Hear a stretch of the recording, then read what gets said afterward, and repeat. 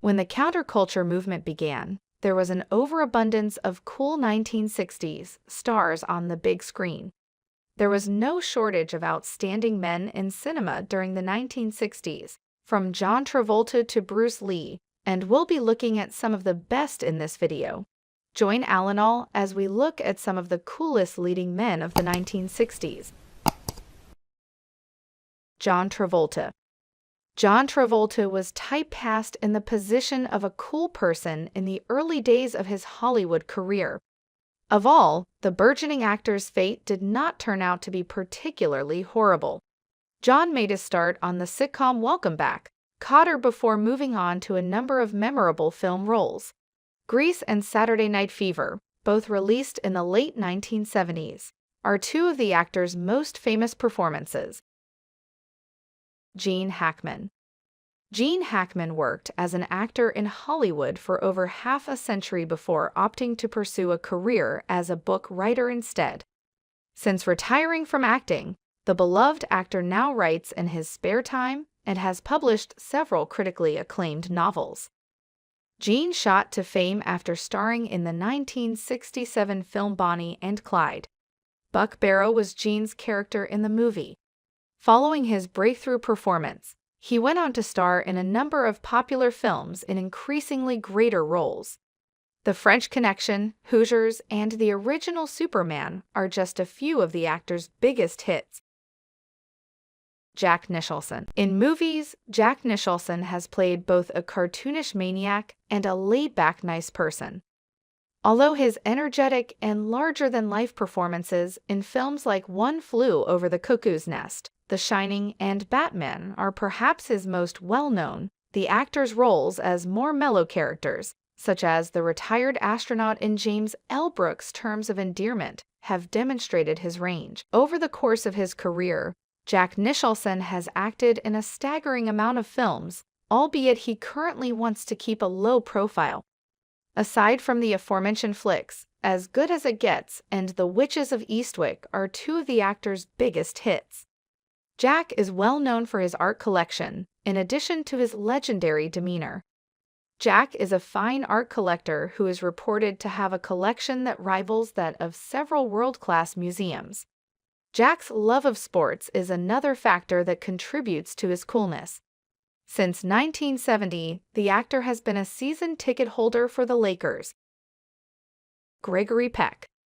Gregory Peck was not only one of Hollywood's biggest actors of the time, but he was also regarded as one of the Golden Age's most prominent advocates. In the 1940s, when many of his peers were being blacklisted for alleged communist ties, Gregory used his weight in the industry to try to do something about it. Gregory's 1940s support for his comrades wasn't the actor's final foray into politics. In reality, as he grew older, the actor became increasingly involved in his numerous causes, and he even pondered running for governor of California against Ronald Reagan in the 1970s. Gregory went on to become a vocal opponent of the Vietnam War in later years. Gregory was such an outspoken critic of America's war operations that Richard Nixon reportedly added him to his enemies list. Michael Caine. Although many people today do not consider Michael Caine to be cool, he was clearly one of the coolest actors in the 1960s. The actor has since become the pinnacle of class thanks to roles such as Batman's butler, Alfred in The Dark Knight, although he got his start in films like 1969's The Italian Job, where he played nice people. Jon Voight. Jon Voight is another actor who became recognized for his demeanor later in life, rather than his earlier days as a Hollywood cool man. Although most people associate Jon Voight with his many nasty performances, the actor began his career as a nice guy in films like Midnight Cowboy. Jon's biggest hits include Deliverance and Coming Home, in addition to Midnight Cowboy. James Caan. In Francis Ford Coppola's 1972 film The Godfather, which was an adaptation of the novel of the same name, James Caan made his mark as Sonny Corleone. The film went on to become an even bigger hit than the novel that inspired it, propelling its cast, especially James Caan, to stardom. Although James Caan is most known for his work as a Hollywood actor, he is also a dedicated martial artist. The actor has been doing karate for decades and is a master. Robert Redford.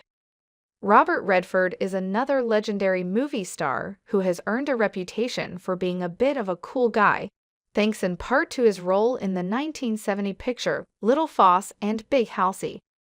Robert was cast as a motorcycle racer in the picture, and the image of him on his bike cemented his reputation as one of the coolest actors of his generation. Paul Newman. Paul Newman looked even hotter when driving his race car than Robert Redford did on his motorcycle. Paul began racing automobiles in the 1970s, but he would enter events under a false name so that his celebrity profile would not detract from his racing abilities. Paul won 4 national championships as a racer during the course of his career. Paul became the oldest driver to ever compete in a sanctioned race as a member of the winning team in 1995. At the time, he was 70 years old. Sidney Poitier. Sidney Poitier has become a Hollywood icon, not just for his confident and composed manner, but also for becoming the first Black actor to win an Academy Award for Best Actor. In 1964, Sidney won the Oscar for his performance in the film Lilies of the Field. Sidney can also be seen in the classic films In the Heat of the Night and Guess Who's Coming to Dinner, in addition to his role in Lilies of the Field. Later in his career, the actor changed his concentration to feature picture directing. The actor was knighted by Queen Elizabeth II in 1974. David Bowie. Although David Bowie is most renowned for being one of the most popular and influential musicians of all time, he was also a prolific film star. In the weird Nicholas Roeg film The Man Who Fell to Earth, David Bowie made his breakthrough performance. David portrayed an alien who was eerily similar to Ziggy Stardust.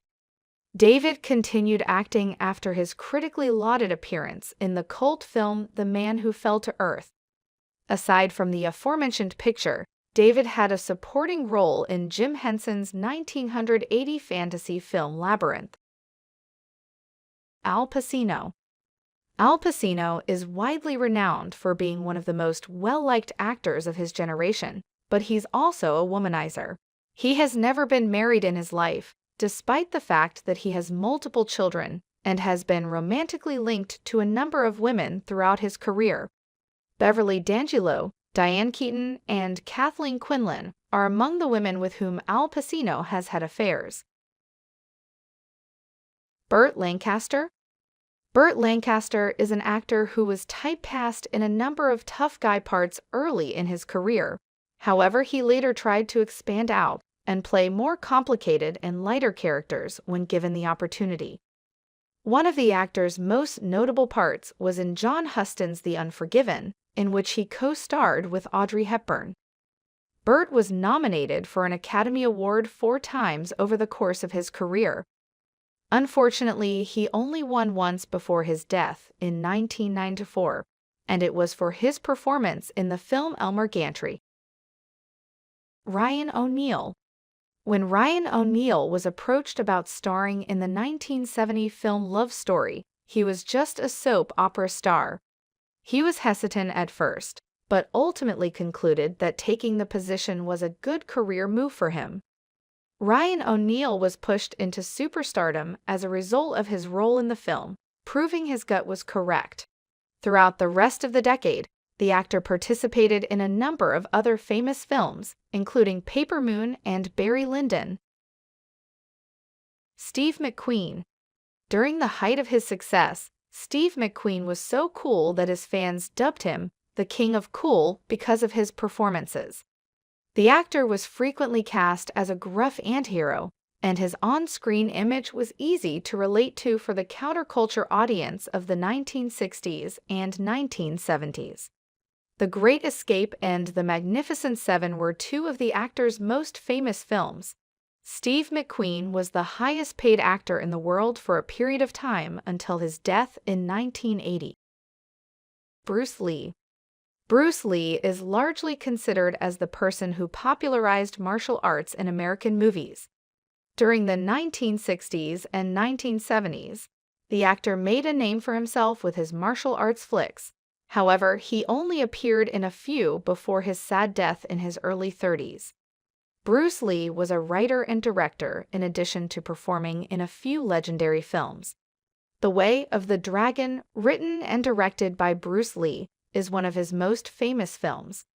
Chuck Norris made an early appearance in the picture. Bruce Lee tragically died while filming The Game of Death, just a few years after breaking big in the United States with Enter the Dragon. There were plenty of other cool leading guys in the 1960s, but the actors listed above are the coolest of the cool. If there's an actor you think should have been featured in this film, or if you were surprised to learn how cool any of these leading guys are, leave a comment below. Like this video to show your support, and subscribe and hit the notification bell if you want to be the first to know when new Allinall videos are released.